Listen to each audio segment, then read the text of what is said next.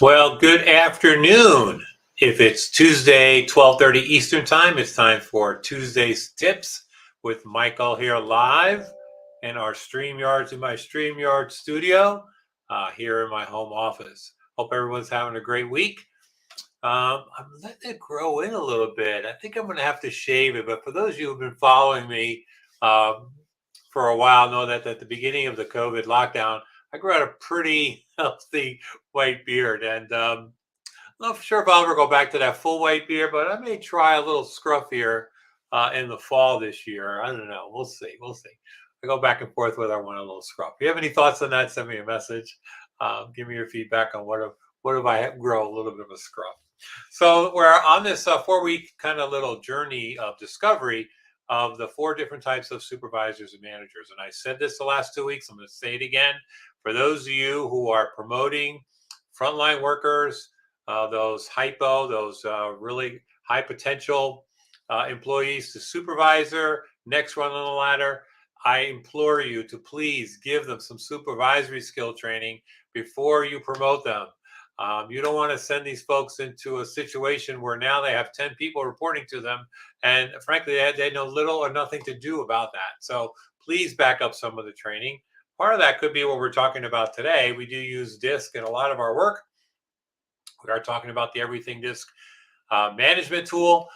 It's a great tool to let supervisors learn about their work style, their leader style, their supervisory style, learn about the different styles of those who report to them and how to better adapt to make the needs of those direct reports a little more motivating, right? So when you direct and delegate, you motivate, you manage performance, you understand what the needs are of those folks who report directly to you from a DISC perspective. So 2 weeks ago, we started with the D manager. Then last week we did the I manager. So today we're going to do the S manager, the steadiness manager, right? The high S on the DISC model.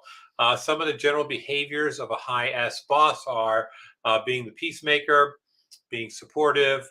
Our S managers listen patiently.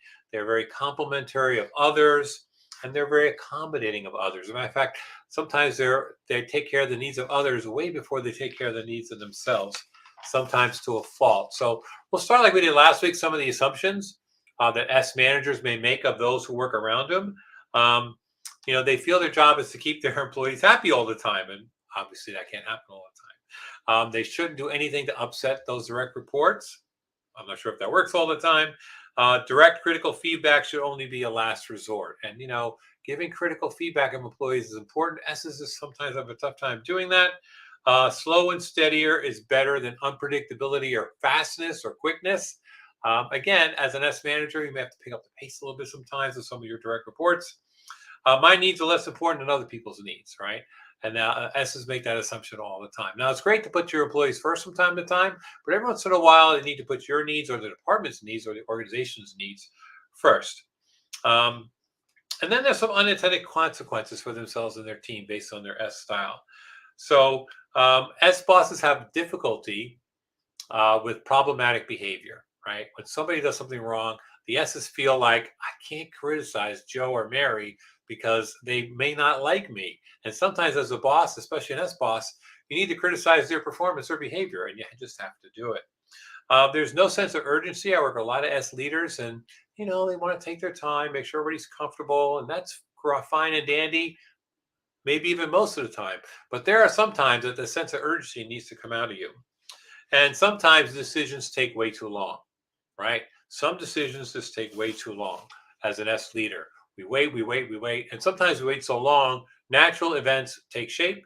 And by not making a decision, you make a decision. And sometimes your people will see that. My boss is so slow to make a decision, we may know next week. And sometimes that's okay. Need more information, need more time to process. But there are going to be some times when an S leader, manager, supervisor needs to make a quick decision. So let's talk about interacting with the 4 styles as an S boss and what that means and how you may need to adapt. So if you have somebody who reports to you, that's a high D or direct report, if you will. You need to be a little more assertive, need to be a little more goal-oriented, need to be a little more challenging of situations. You may want to delegate some tasks so that the employee can feel that they're in charge. They can make their own decisions. They can work independently. Those are all things important to a D employee. If you have an I employee, remember they like that lively, enthusiastic environment to put them in. They like to be around people, so make them, surround themselves with people. Give them new opportunities. They like working on new things. They like working on a lot of new things at the same time. So give them several things, kind of keep their plates in the air. So that's something you can work on with your I direct reports. Your S direct reports, who are very similar to you, make sure their needs are met, because your S direct reports are going to worry about your needs as a boss being met. So make sure their needs are being met. They like to work around people. They like to work in groups. They don't like quick change. So you may want to give them a little lead time before something's going to be changed. So keep that in mind as you're working with your S direct reports. And finally, with your C direct reports, remember they're more task focused. So make sure they have all the data and information they need to get the task done. Put them in a position of making them kind of the authority on a situation. They like being the authority situation. They're also very goal oriented. So make sure you're working on things that they can reach to their goal. And they, for the most part, they like working alone. They like to get involved in their work. And if they like doing that, I would keep them alone and involved in their work. They probably enjoy working at home. And that's fine for them. That's fine for them. So those are some tips around the S management style. If you'd like to take the assessment, right, just send me an email wherever you're seeing this, a message, and I'll let you take the management assessment. Happy to debrief you on it. Next week will be our final week. Will be the C manager, conscientious manager. We'll talk about that, some of the things, nuances around that style, and how the C manager can better interact with the 4 other DISC styles. So that's it for today. This is Tuesday's Tips with Michael, live here in the StreamYard studio. Let me know what you think about the gruff. And we'll see you next Tuesday, same time. Have a great week.